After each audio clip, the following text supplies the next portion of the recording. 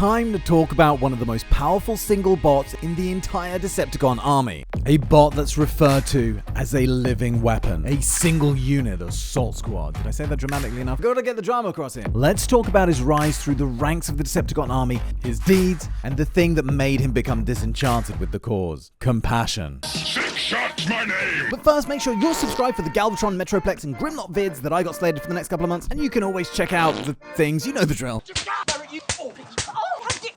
Okay, I don't know why I did that, but let's check out his ability! With a name like SIXSHOT, the most obvious starting point here is going to be his 6 transformation modes. Except he's got 7. I guess 7-Shot didn't have the same ring to it, but let's come back to the Dreamwave comics explained that it was Shockwave, mad scientist that he is, who saw how effective the triple changes were, and thought, oh, more transformations? Good. Yum yum good. And came up with a prototype with 6 different ways of killing things. He had a tank mode to unleash huge barrages of firepower. He's got an armored carrier or a battle car mode I've seen it referred to as, which I assume gives him a little bit more speed at the expense of armaments. A gun mode, and he was in the mood to be held. A winged wolf mode for speed and agility. A cool AF jet mode. And of course, his bipedal robot mode. This one was the best for sitting around on sofas, having little energon cocktails, He was a master of the martial art discipline called ninjutsu. He was a master of disguise, and most impressively to me, could duplicate himself. Interestingly, these seem to be like holograms with enemy blows hitting nothing but air, but the laser blasts they fired out would in fact inflict damage. He's been known to use his mass shifting to give him an advantage in battle, and he does this weird tunneling thing. Check it out. Oh no. Anyway, onto his deeds, which start with his first and I think only appearance in Gen 1 with one single solitary line, but he did take down Air Raid, Fireflight, Skydive, and Slingshot, as well as Silverbolt by transforming into gun mode and letting Cyclonus pull his trigger. Yeah, that didn't sound right at all. And I'm pretty sure that was it. I can't find a single frame more of him in 4 whole seasons. But luckily he featured quite a bit more in Headmasters, where it was explained that he hailed from a planet dominated by the cruel Six Clan, a group of evil transformers whose goal was to spread their reach and influence throughout the galaxy. They would choose new members based on their ferocity, not really caring about their initial skill level, and would train them over hundreds of years in the art of ninjutsu, teaching them to master the art of multiple transformations, adding to their adaptability and lethality in multiple combat situations. One thing the Six Clan valued above all, though, was secrecy. They operated under a shroud and were very strict about it. So they took it pretty hard when SIXSHOT ventured out into the galaxy, joined the Decepticons, and started using his skill in the most obvious way possible. So they put out a hit on him. As he cut a criminal swathe across the galaxy, pillaging, looting, building up a rep as a scoundrel and intergalactic murderer, he wound up on Planet Master, intending to shake down a colony of miners that were working there. A bot called Abel had the audacity of standing up to him, so he got cut down for his troubles, and Abel's friend Chrome Dome could only watch. Chrome Dome at this stage hadn't had the Headmaster augmentation yet, so he couldn't do anything to stop it.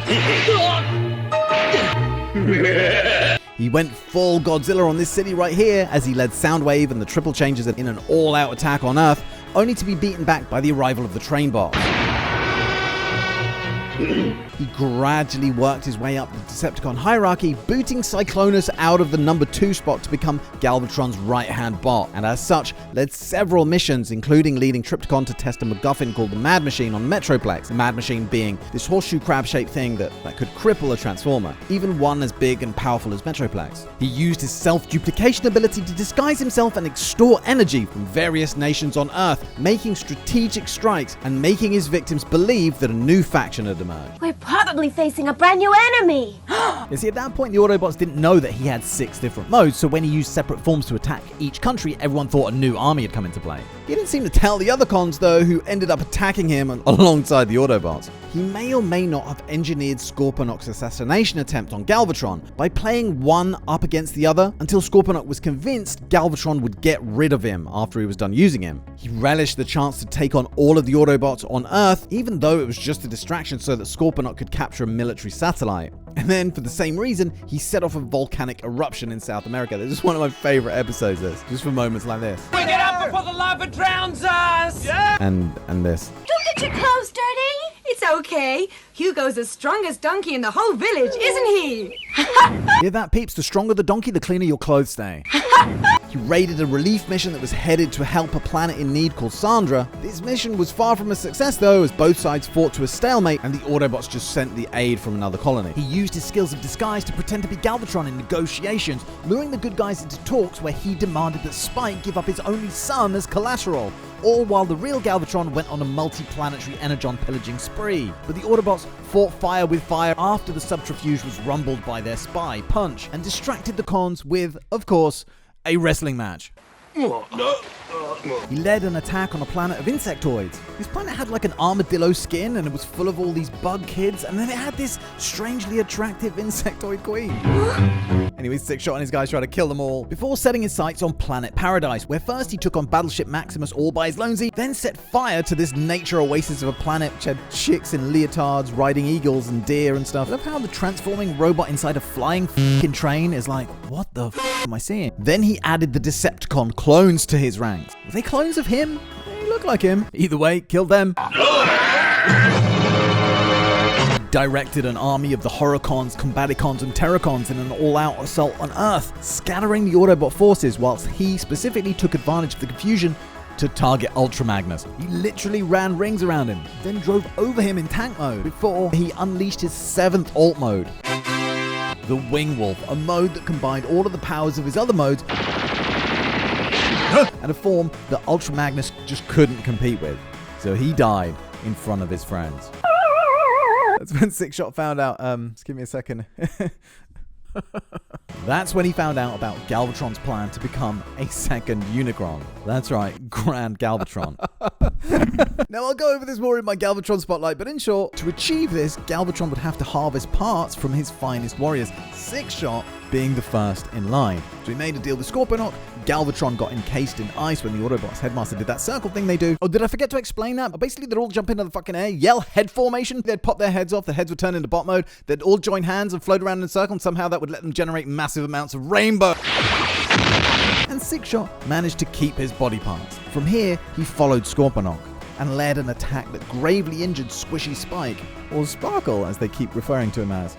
Sparkle!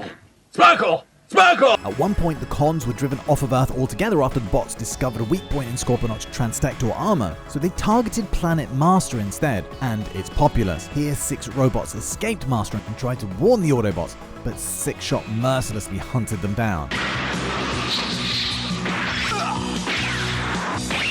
And the poor fucking refugees, well, they had to sacrifice themselves so the Autobots could survive. But one of the worst things he's done was when he used his disguising abilities to make himself look like Chrome Dome and kidnap his friend Jack. To speak to you, I want to say So that the Decepticons could learn about the Master Sword, as well as the Autobots' headmaster's weaknesses. He tortured Jack by whipping him to within an inch of his life. And when he wouldn't spill the beans, probably because he didn't know the beans, he had his mind wiped. He filled him with explosives and turned him into a suicide bomber. Chrome Dome was forced to shoot his own friend in order to protect the others. Enraged over the deaths of Jack, Abel, and Ultra Magnus, Chrome Dome launched a furious assault on SIXSHOT with his fellow headmasters. SIXSHOT's arms were blasted completely off, and he was forced to flee before the vengeful Autobot finished him off. He kidnapped Wheelie and suspended him over a vat of acid, demanding the secrets of a super weapon called the Master Sword. And while the Autobots were rescuing Wheelie, SIXSHOT stole the data from Fort Max anyway. His humane side slowly started to show through after he fell out with his commander Scorponok. I don't like your attitude at all, SIXSHOT. Basically, after Scorponok ordered SIXSHOT to go and battle Fort Max by himself, before he was pulled into a space tornado. Yep, that's what I said, a fucking space tornado. After crash landing on a planet, he discovered that young Danny had been whisked off to Oz too.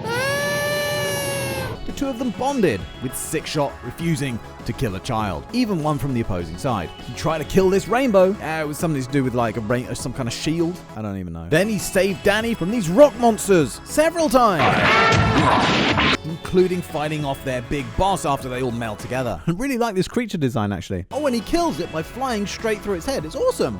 And on top of all that, he was even nearly killed in an explosion whilst trying to save the boy. This whole ordeal turned SIXSHOT further against Scorponok, as it was him who had laid the explosive that blowed him up after all, and SIXSHOT started gathering intel on Scorponok's next move, and a scheme to use a weapon called the Magnesaur, a crystal that could absorb energy and then blast it back out again to create these towers around the globe that it used to siphon energy towards a satellite and later feed it back to create a hugely destructive wave that could destroy the Earth. Once Scorponok realized that SIXSHOT was just playing along and pretending to be his ally, he tried to shoot him, but SIXSHOT deployed his holograms and managed to escape. I'm going to betray you. Goodbye.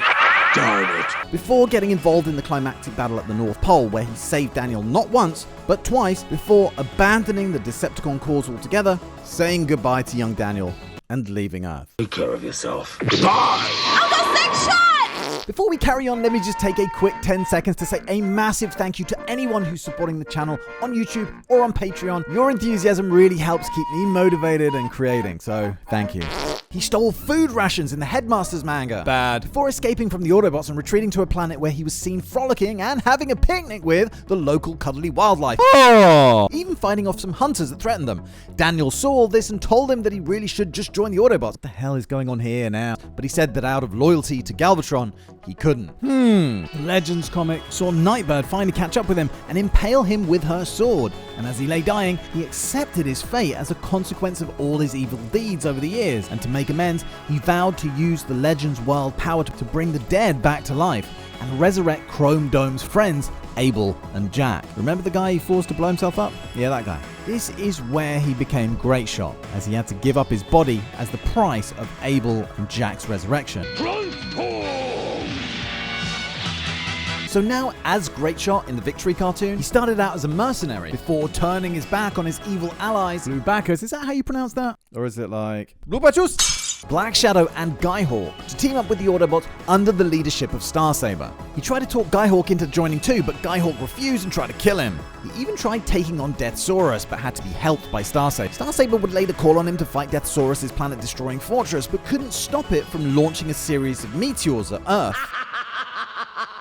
Now, once the big giant fortress superweapon was destroyed and Deathsaurus was defeated, Great Shot returned to being a mercenary and disappeared. He attacked a peace ceremony in G.I. Joe vs. the Transformers, but Optimus managed to clamber onto him while he was in plane mode and crashed him into Tyrannicon. The IDW comics painted a picture of a supremely powerful Decepticon designed to bring about Megatron's final solution in his 6-phase plan and bring a new level of devastation to selected worlds. As such, he was selected for upgrades. His chassis had undergone the Ununtrium reinforcement process that created Overlord and the other Phase 6s to become one of the Warriors Elite. But not only that, he was also given armature forged from metals extracted from a black hole. And to create his power core, scientists managed to stabilize ferociously volatile materials to create a self-regenerating dark matter fission cell, providing him with a never-ending supply of massive amounts of energy. And then Decepticon Command had to fit him with a kill switch to prevent him flipping all that awesome power on them. Right here, he casually talked about how he destroyed an entire world. But over time, slaughter after slaughter began to grind him down, especially as his comrades in arms began to fear him as well. This led him to becoming isolated from his peers, the exception being the Terracons, who looked up to him and said that they wanted to be as powerful as him someday. So when they were captured by the Reapers, these alien super beings who themselves had been isolated from their individual races, SIXSHOT battled fiercely to free them, which in turn led Deathbringer, the leader of the Reapers, to ask SIXSHOT to join the ranks of his army, the only price of admission being that he had to execute the Terracons. SIXSHOT mulled it over too, but as we've seen, that compassionate side of his kicked in again and he declined. Deathbringer decided to allow his future prospect to leave with his comrades in the hope that SIXSHOT would reconsider at some point in the future. After being ordered to Earth, in a puzzling move by Megatron considering Earth was only at phase 2 of the infiltration protocols, he became the first Transformer to fully reveal himself to humanity after, during a mission to hunt down Optimus Prime, he became embroiled in a chase to hunt down Ratchet, in which he zeroed a bunch of ambulances and their occupants.